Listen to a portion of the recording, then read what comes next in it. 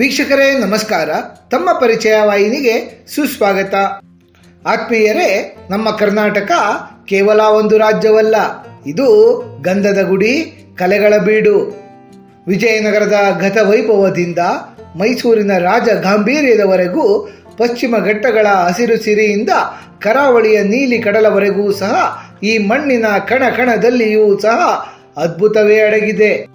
ಒಂದು ರಾಜ್ಯ ಹಲವು ಪ್ರಪಂಚಗಳು ಎಂಬ ಹೆಗ್ಗಳಿಕೆಯಂತೆ ನಮ್ಮ ಕರ್ನಾಟಕದಲ್ಲಿ ದರ್ಶಿಸಲೇಬೇಕಾದಂತಹ ಸಾವಿರಾರು ತಾಣಗಳಿವೆ. ಆತ್ಮೀಯರೇ, 2023 ಇಸವಿಯಲ್ಲಿ ನಮ್ಮ ಕರ್ನಾಟಕ ಪ್ರವಾಸೋದ್ಯಮ ಇಲಾಖೆಯ ಸಹಯೋಗದೊಂದಿಗೆ ಕನ್ನಡಪ್ರಭ ದಿನಪತ್ರಿಕೆ ಮತ್ತು ಏಷ್ಯಾನೆಟ್ ಸುವರ್ಣ ನ್ಯೂಸ್ ವಾಹಿನಿ ಕರ್ನಾಟಕದ 7 ಅದ್ಭುತಗಳನ್ನು ಆಯ್ಕೆ ಮಾಡುವಂತಹ ಒಂದು ಘನಕಾರ್ಯವನ್ನು ಕೈಗೊಂಡಿತು. ಈ ಸಮೀಕ್ಷೆಯಲ್ಲಿ ಸಾರ್ವಜನಿಕರ ಮತ ಚಲಾವಣೆ ಮತ್ತು ತಜ್ಞ ತೀರ್ಪುಗಾರರ ಆಯ್ಕೆ ಸಮಿತಿಯ ಮೂಲಕ 7 ಅದ್ಭುತಗಳನ್ನು ಅಂತಿಮಗೊಳಿಸಲಾಯಿತು. ನಮ್ಮ ಈ ಪ್ರಸ್ತುತ ಸಂಚಿಕೆಯಲ್ಲಿ ಕರ್ನಾಟಕದ 7 ಅದ್ಭುತಗಳು ಯಾವುವು, ಅವುಗಳ ವಿಶೇಷತೆ ಏನು ಎಂಬ ಕುತೂಹಲಭರಿತ ಮಾಹಿತಿಯನ್ನು ಒಂದೊಂದಾಗಿ ತಿಳಿದುಕೊಳ್ಳುತ್ತಾ ಹೋಗೋಣ. ಕರ್ನಾಟಕದ 7 ಅದ್ಭುತಗಳು. ಹಿರೇಬೆಣಕಲ್ ಶಿಲಾ ಸಮಾಧಿಗಳು, ಕೊಪ್ಪಳ ಜಿಲ್ಲೆ. ಹಿರೇಬೆಣಕಲ್ ಕರ್ನಾಟಕದ ಕೊಪ್ಪಳ ಜಿಲ್ಲೆಯ ಗಂಗಾವತಿ ತಾಲೂಕಿನಲ್ಲಿರುವಂತಹ ಒಂದು ಅತ್ಯದ್ಭುತ ಮಹತ್ವದ ಪ್ರಾಗೈತಿಹಾಸಿಕ ತಾಣವಾಗಿದೆ. ಈ ತಾಣ ಗಂಗಾವತಿಯಿಂದ ಸುಮಾರು 10 ಕಿಲೋಮೀಟರ್ ಮತ್ತು ಹೊಸಪೇಟೆಯಿಂದ 25 ಕಿಲೋಮೀಟರ್ ದೂರದಲ್ಲಿದೆ. ಇದು ದಕ್ಷಿಣ ಭಾರತದ ಅತಿದೊಡ್ಡ ಶಿಲಾಯುಗದ ಸಮಾಧಿ ಸ್ಥಳ ಎಂದು ಪ್ರಸಿದ್ಧಿಯಾಗಿದೆ. ಇಲ್ಲಿ ಸುಮಾರು 400ಕ್ಕೂ ಹೆಚ್ಚು ವಿಭಿನ್ನ ಆಕಾರದ ಶಿಲಾ ಸಮಾಧಿಗಳಿವೆ. ಇವುಗಳನ್ನು ಕ್ರಿಸ್ತಪೂರ್ವ 800ರಿಂದ ಕ್ರಿಸ್ತಪೂರ್ವ 200ರ ಅವಧಿಯಲ್ಲಿ ನಿರ್ಮಿಸಲಾಗಿದೆ ಎಂದು ಅಂದಾಜಿಸಲಾಗಿದೆ. ಸ್ಥಳೀಯವಾಗಿ ಈ ಪ್ರದೇಶವನ್ನು ಮೊರೇರ ಬೆಟ್ಟ ಎಂದು ಕರೆಯಲಾಗುತ್ತದೆ. ಹಿರೇಬೆಣಕಲ್ನ ಗುಹೆಗಳಲ್ಲಿ ಕೆಂಪು ಬಣ್ಣದ ಪ್ರಾಚೀನ ಚಿತ್ರಗಳನ್ನು ನಾವು ಕಾಣಬಹುದಾಗಿದೆ. ಇವುಗಳಲ್ಲಿ ಮನುಷ್ಯರು ನೃತ್ಯ ಮಾಡುತ್ತಿರುವಂತಹ, ಬೇಟೆಯನ್ನು ಆಡುತ್ತಿರುವಂತಹ ಚಿತ್ರಗಳು ಹಾಗೂ ಪ್ರಾಣಿಗಳ ಚಿತ್ರಗಳಿವೆ. 2021 ಇಸವಿಯಲ್ಲಿ ಹಿರೇಬೆಣಕಲ್ಲನ್ನು ಯುನೆಸ್ಕೋ ವಿಶ್ವ ಪಾರಂಪರಿಕ ತಾಣಗಳ ತಾತ್ಕಾಲಿಕ ಪಟ್ಟಿಗೆ ಸೇರಿಸಲಾಗಿದೆ. ಹಂಪಿ, ವಿಜಯನಗರ ಜಿಲ್ಲೆ. ಹಂಪಿಯು 14ನೇ ಶತಮಾನದಿಂದ 16ನೇ ಶತಮಾನದವರೆಗೆ ನಮ್ಮ ನಾಡನ್ನಾಳುತ್ತಿದ್ದಂತಹ ಪ್ರಬಲ ರಾಜವಂಶವಾದ ವಿಜಯನಗರ ಸಾಮ್ರಾಜ್ಯದ ವೈಭವೋಪೇತ ರಾಜಧಾನಿಯಾಗಿತ್ತು. ಯುನೆಸ್ಕೋದ ವಿಶ್ವ ಪ್ರಸಿದ್ಧ ತಾಣಗಳಲ್ಲಿ ಹಂಪಿಯೂ ಸಹ ಒಂದೆನಿಸಿಕೊಳ್ಳುತ್ತದೆ. 15ನೇ ಶತಮಾನದ ವೇಳೆಯಲ್ಲಿ ಹಂಪಿಯು ಬೀಜಿಂಗ್ ನಂತರ ವಿಶ್ವದ 2ನೇ ಅತಿದೊಡ್ಡ ನಗರವಾಗಿತ್ತಂತೆ. ಇದು ಆ ಕಾಲದ ಅತ್ಯಂತ ಶ್ರೀಮಂತ ಮತ್ತು ಜನನಿಬಿಡ ವ್ಯಾಪಾರ ಕೇಂದ್ರಗಳಲ್ಲಿ ಒಂದಾಗಿತ್ತು.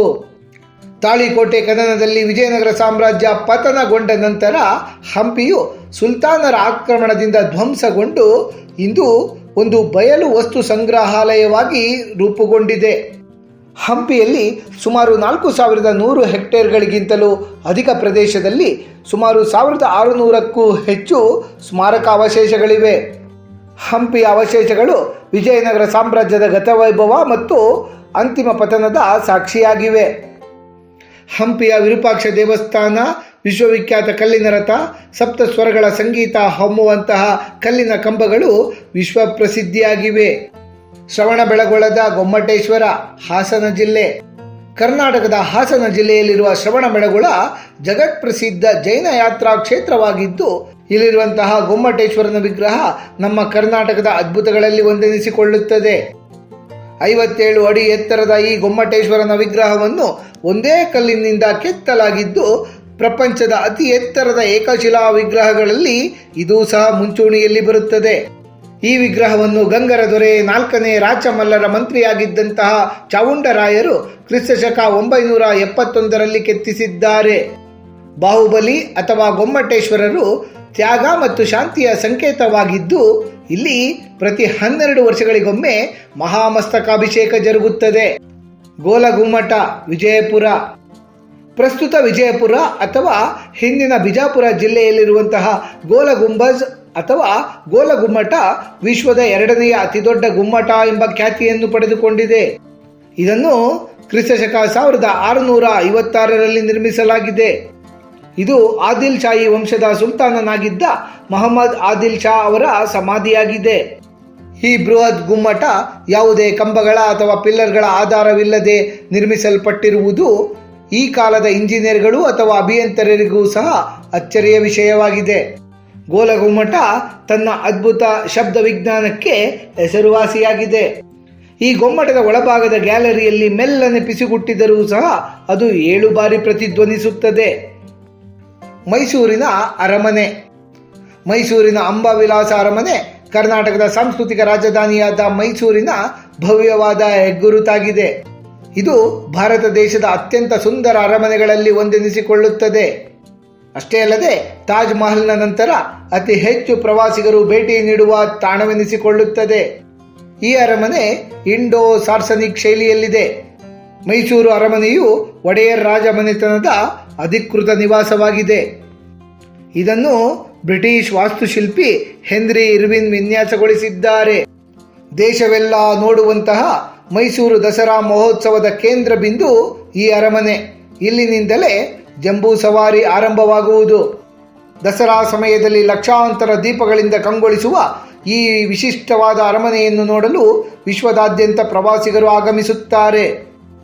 ಇಲ್ಲಿನ ದರ್ಬಾರ್ ಹಾಲಿನಲ್ಲಿರುವಂತಹ ಚಿನ್ನದ ಸಿಂಹಾಸನ ದಸರಾ ಸಮಯದಲ್ಲಿ ಮಾತ್ರ ಸಾರ್ವಜನಿಕರ ವೀಕ್ಷಣೆಗೆ ಲಭ್ಯವಿರುತ್ತದೆ. ಜೋಗ ಜಲಪಾತ, ಶಿವಮೊಗ್ಗ ಜಿಲ್ಲೆ. ಮಲೆನಾಡಿನ ಹೆಬ್ಬಾಗಿಲೆನಿಸಿಕೊಳ್ಳುವ ಶಿವಮೊಗ್ಗ ಜಿಲ್ಲೆಯಲ್ಲಿರುವ ಜೋಗ ಜಲಪಾತ ಏಷ್ಯಾ ಖಂಡದಲ್ಲಿರುವಂತಹ ಅತ್ಯಂತ ಎತ್ತರದ ಜಲಪಾತಗಳಲ್ಲಿ ಮುಂಚೂಣಿಯಲ್ಲಿ ಬರುತ್ತದೆ. ಈ ಜಲಪಾತ ಶರಾವತಿ ನದಿಯಿಂದ ನಿರ್ಮಾಣವಾಗಿರುವ ಅತ್ಯದ್ಭುತ ಸೃಷ್ಟಿ. ಜೋಗ ಜಲಪಾತವು ಸುಮಾರು 830 ಅಡಿ ಎತ್ತರದಿಂದ ಧುಮ್ಮಿಕ್ಕುತ್ತದೆ. ರಾಜ, ರಾಣಿ, ರೋರರ್ ಮತ್ತು ರಾಕೆಟ್ ಎಂಬ 4 ಧಾರೆಗಳ ಸಮ್ಮಿಲನವೇ ಈ ಜೋಗದ ಸೌಂದರ್ಯ. ಜೋಗ ಜಲಪಾತ ಪ್ರಕೃತಿ ಪ್ರೇಮಿಗಳ ಸ್ವರ್ಗವೇ ಸರಿ. ಇದನ್ನು ಭಾರತದ ನಯಾಗರ ಎಂದು ಕರೆಯಲಾಗುತ್ತದೆ. ಈ ಜಲಪಾತ ಧುಮ್ಮಿಕ್ಕುವಾಗ ಸೃಷ್ಟಿಯಾಗುವಂತಹ ಮಂಜಿನಂತಹ ಪರಿಸರ ಮತ್ತು ಆಗಾಗ ಕಾಣಿಸಿಕೊಳ್ಳುವ ಮಳೆಬಿಲ್ಲು ಪ್ರವಾಸಿಗರನ್ನು ಮಂತ್ರಮುಗ್ಧಗೊಳಿಸುತ್ತದೆ. ನೇತ್ರಾಣಿ ದ್ವೀಪ, ಉತ್ತರ ಕನ್ನಡ ಜಿಲ್ಲೆ. ಉತ್ತರ ಕನ್ನಡ ಜಿಲ್ಲೆಯ ಮುರುಡೇಶ್ವರದ ಸಮೀಪವಿರುವಂತಹ ನೇತ್ರಾಣಿ ದ್ವೀಪ ತನ್ನ ಹರಳುಗಳ ಸಮೃದ್ಧತೆಯಿಂದಾಗಿಯೇ ಬಹಳ ಪ್ರಚಲಿತವಾಗಿದೆ. ಅಷ್ಟೇ ಅಲ್ಲದೆ ಸ್ಕೂಬಾ ಡೈವಿಂಗೂ ಸಹ ಇದು ಪ್ರಸಿದ್ಧವಾದ ತಾಣವಾಗಿದೆ. ಸಮುದ್ರದ ಮೇಲಿನಿಂದ ನೋಡಿದಾಗ ಈ ದ್ವೀಪ ಹೃದಯದ ಆಕಾರದಲ್ಲಿ ಕಾಣುವುದರಿಂದ ಇದನ್ನು ಲವ್ ಐಲ್ಯಾಂಡ್ ಎಂದು ಕರೆಯಲಾಗುತ್ತದೆ. ನೇತ್ರಾಣಿ ದ್ವೀಪವನ್ನು ಕರ್ನಾಟಕದ ಮಾಲ್ಡೀವ್ಸ್ ಎಂದೂ ಸಹ ಕರೆಯಲಾಗುತ್ತದೆ. ಇಲ್ಲಿನ ನೀರು ಎಷ್ಟು ಪಾರದರ್ಶಕವಾಗಿರುತ್ತದೆ ಎಂದರೆ 20 ರಿಂದ 30 ಅಡಿ ಆಳದವರೆಗೂ ಸಹ ಸಮುದ್ರದೊಳಗಿನ ದೃಶ್ಯಗಳು ಸ್ಪಷ್ಟವಾಗಿ ಗೋಚರಿಸುತ್ತವೆ.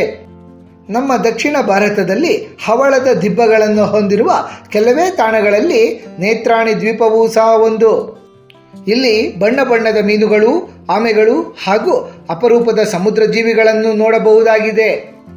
ಆತ್ಮೀಯರೇ, 2023ರಲ್ಲಿ ಕನ್ನಡಿಗರೇ ಆಯ್ಕೆ ಮಾಡಿದಂತಹ ನಮ್ಮ ಕರ್ನಾಟಕದ 7 ಅದ್ಭುತಗಳ ಕುರಿತಾಗಿ ಸಮಗ್ರ ಮಾಹಿತಿಯನ್ನು ತಿಳಿದುಕೊಂಡ ನಮಗೆಲ್ಲರಿಗೂ ಆ ತಾಯಿ ಭುವನೇಶ್ವರಿಯ ಕೃಪಾ ಕಟಾಕ್ಷ ಸದಾಕಾಲ ಇರಲೆಂದು ಕೋರಿಕೊಳ್ಳುತ್ತಾ ಈ ದಿನದ ಸಂಚಿಕೆಯನ್ನು ಮುಗಿಸುತ್ತಲಿದ್ದೇವೆ. ವೀಕ್ಷಕರೇ, ನಿಮಗೆ ಈ ವಿಡಿಯೋ ಇಷ್ಟವಾಗಿದ್ದಲ್ಲಿ ಲೈಕ್ ಮಾಡಿ, ಶೇರ್ ಮಾಡಿ ಮತ್ತು ಸಬ್ಸ್ಕ್ರೈಬ್ ಮಾಡಿ ಹಾಗೂ ಬೆಲ್ ಬಟನ್ ಒತ್ತುವುದನ್ನು ಮರೆಯಬೇಡಿ.